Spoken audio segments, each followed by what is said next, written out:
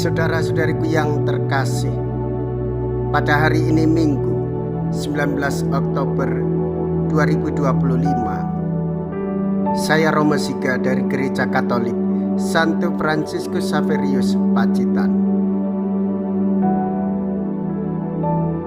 Dalam nama Bapa dan Putra dan Roh Kudus. Amin.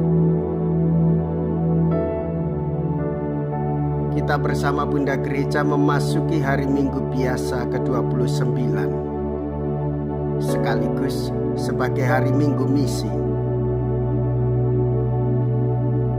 Yesus tidak banyak berbicara tentang doa kita. Ia mengajarkan doa Bapa kami dan mendorong kita untuk terus berdoa. Ia memusatkan perhatian pada kehendak Bapanya dan minta kepada kita agar mempersilahkan Bapanya bersabda serta menjelaskan rencananya kepada kita. Orang yang tahu menyibukkan Dia akan selalu kembali kepadanya dan mendengarkan sabdanya.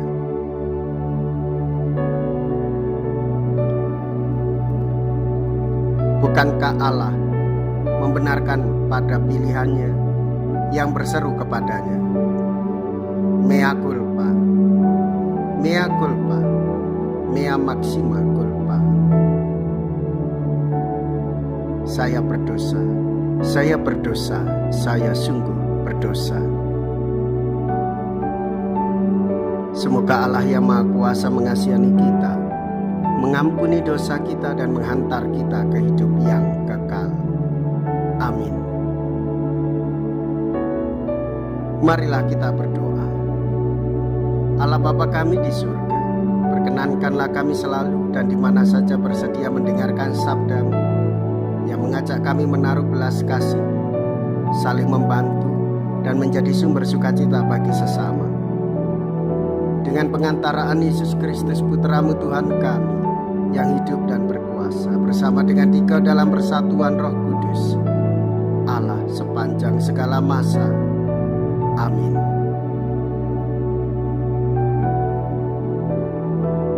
Tuhan bersamamu dan bersama rohmu. Inilah Injil suci menurut Lukas. Dimuliakanlah Tuhan.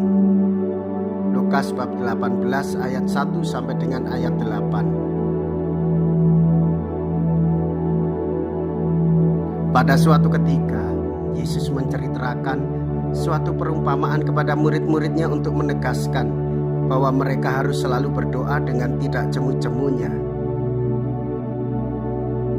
Ia berkata, di suatu kota ada seorang hakim yang tidak takut akan Allah dan tidak menghormati siapapun. Di kota itu ada pula seorang janda yang selalu datang kepada hakim itu dan berkata, "Belalah hakku terhadap lawanku." Beberapa waktu lamanya hakim itu menolak. Tetapi kemudian ia berkata dalam hatinya, "Walaupun aku tidak takut akan Allah dan tidak menghormati siapapun, namun karena janda ini menyusahkan daku, baiklah aku membenarkan dia supaya ia jangan terus-menerus datang dan akhirnya menyerang aku."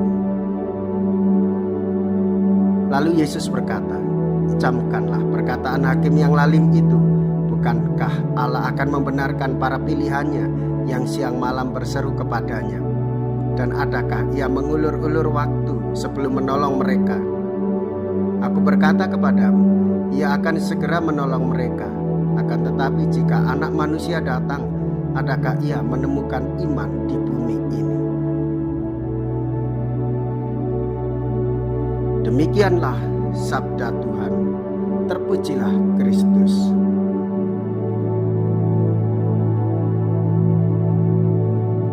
Saudara-saudariku yang terkasih, tanda hidup orang beriman adalah berserah diri kepada Tuhan. Tanda kita ini sebagai orang beriman, hidup kita selalu bergantung hanya kepada Tuhan dan menghormati sesama dengan sebaik-baiknya. Kita sebagai orang-orang yang beriman hendaklah melakukan perbuatan iman sebagai orang Katolik, yaitu merayakan Ekaristi, menyesali diri dengan mengaku dosa, serta berbuat baik dengan sesama dengan cara memaafkan. Supaya kita kuat di dalam iman, saudara-saudariku yang terkasih, hendaklah kita mendengarkan sabdanya. Yesus mengatakan suatu perumpamaan untuk menegaskan bahwa kita harus selalu berdoa dengan tidak jemu-jemunya. Yesus mengajarkan supaya kita sebagai anak-anak Allah sebaiknya terus berdoa, baik itu siang maupun malam, tanpa putus asa, tanpa putus harapan. Orang beriman menandai dirinya bergantung kepada Tuhan dengan terus melakukan komunikasi kepada yang ilahi, yaitu dengan cara berdoa. Mohon kasih dari Tuhan Yesus, mohon ampunan dari Tuhan Yesus, dan mohon penyertaan-Nya. Marilah kita berdoa. Allah Bapa kami di surga, orang-orang yang mencari keadilan memperoleh sabda penghiburan dan pengharapan dalam diri Yesus Putra-Mu terkasih.